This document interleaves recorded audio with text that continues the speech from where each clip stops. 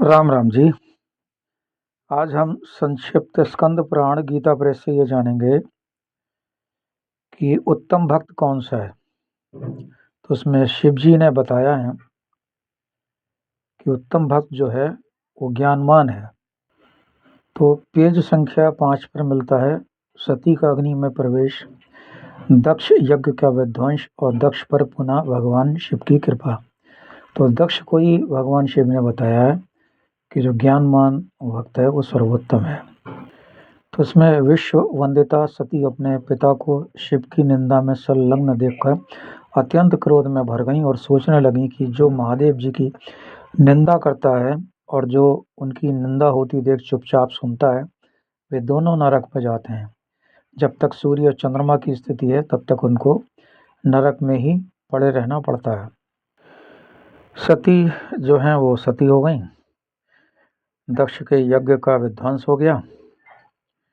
तो दक्ष के प्रार्थना करने पर भगवान मधुसूदन ने कहा, जहाँ अपूज्य व्यक्तियों का पूजन होता है तथा पूजनीय महात्मा का पूजन नहीं किया जाता, वहाँ 3 संकट अवश्य प्राप्त होंगे। पहला तो दुर्भिक्ष यानी अकाल पड़ जाना, और दूसरा है मृत्यु तथा तीसरा है भय।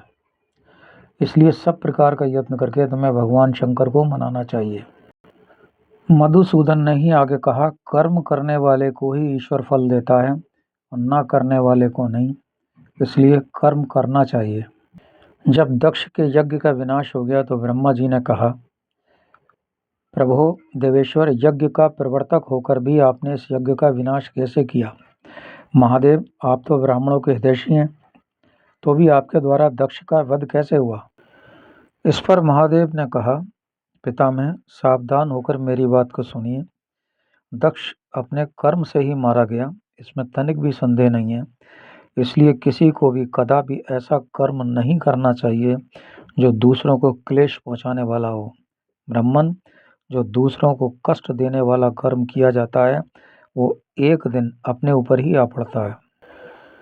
तो दक्ष का जो शरीर था वो विध्वंस हो गया, सिर जो था वो तो जला गया, होम हो गया, धड़ बचा रह गया। तो वीरभद्र ने बुला के दिया। भगवान शिव ने पशु के भयंकर मुख को, जिसमें दाढ़ी भी लगी थी, दक्ष के धड़ से जोड़ दिया। तो इस प्रकार भगवान शंकर की कृपा से दक्ष को नया जीवन प्राप्त हुआ। दक्ष ने स्तुति की। तो दक्ष की इस प्रकार स्तुति करने पर भगवान शंकर ने कहा, 4 प्रकार के पुण्यात्मा जन मेरा भजन करते हैं। एक आर्त, एक जिज्ञासु और एक अर्थार्थी। अर्थ माने यहाँ पे धन से है, तो धन की कामना वाले, और एक ज्ञानी। इन सब में ज्ञानी श्रेष्ठ है, इसलिए समस्त ज्ञानी पुरुष मुझे विशेष प्रिय हैं। इसमें तनिक भी संशय नहीं है।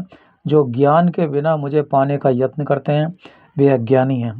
तुम केवल यज्ञ आदि कर्म के द्वारा संसार सागर के पार जाना चाहते हो, परंतु कर्म में आसक्त हुए मूढ़ पुरुष वेद, यज्ञ, दान और तपस्या से मुझे कभी प्राप्त नहीं कर सकते।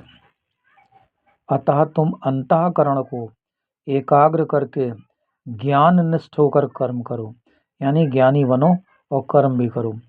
सुख और दुख में समान भाव रखकर सदा प्रसन्न रहो।